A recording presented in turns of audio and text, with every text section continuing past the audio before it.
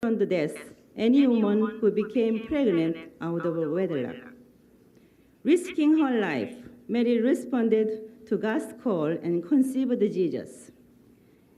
Because of Mary's faith and the work of Rebekah and Tamar, Satan could not claim sovereignty over Jesus in Mary's womb.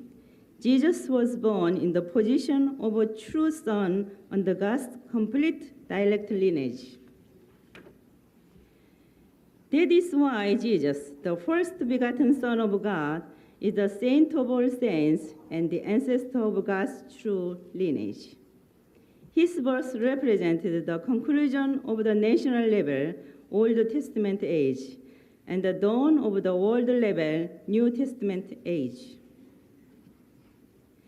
Mary also had the responsibility to build unity between Jesus and his elder cousin, John the Baptist, who were in the position of Abel and Cain, respectively. John had a great following and was widely respected. His unity with Jesus was crucial for the people of Israel to identify Jesus as the Messiah. This unity would have laid the foundation for the marriage of the Lamb. Jesus would have then stood as the true father of humanity, and his bride would have been the true mother. The kingdom of heaven would finally have been established on earth.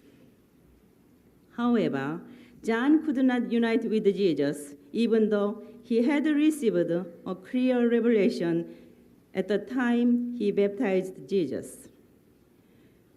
Without the support of John, it was impossible for the Jewish people to believe in and follow Jesus.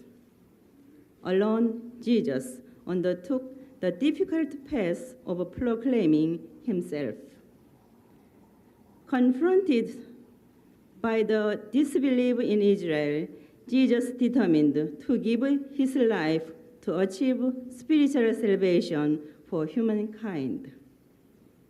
However, he knew that Christ would have to come again in order to bring both physical or earthly as well as spiritual salvation. This is why the mind can draw close to God through Jesus, but the body continues to be tempted by evil. Even St. Paul anguished over the contradiction of the desires of the flesh and the desires of the spirit. Many great Christian evangelists have also suffered because of this contradiction. At the dawn of the completed Testament age, the crucial challenge is to accomplish both physical and spiritual salvation. This requires the road of the Second Advent. God's preparation for the Second Advent required a world-level foundation of a successful Cain-Abel reconciliation. This was accomplished through the events surrounding World War II. The Christian allied countries represented Abel, the aggressive Axis countries under the influence of nationalistic militarism represented Cain. Immediately after the Allied victory, the able countries embraced the defeated nations, and great strides were made toward creating a unified world of peace centered upon Christianity. It was upon this foundation that God could send the second coming. Despite all of this preparation, however, God's dispensation was not fulfilled at that time. God's representative came to bring his word and, like Jesus 2,000 years ago, was met with tremendous persecution and almost universal misunderstanding. Just as the Israelites of Jesus' time awaited the second coming of Elijah on a chariot descending from heaven, Christians awaited the second coming by expecting Jesus himself to descend on a cloud from the sky. At this crucial time after World War II, God instructed my husband to bring a new message of truth to Christians in Korea.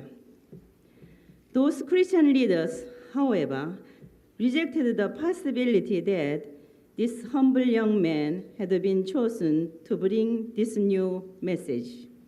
Instead of uniting him with him, these religious leaders became jealous of the growing number of his followers. They blindly opposed my husband without hearing him out. They even spread lies about him. Rumors of sexual misconduct and greed, the very antithesis of his teachings, were used to assassinate his character.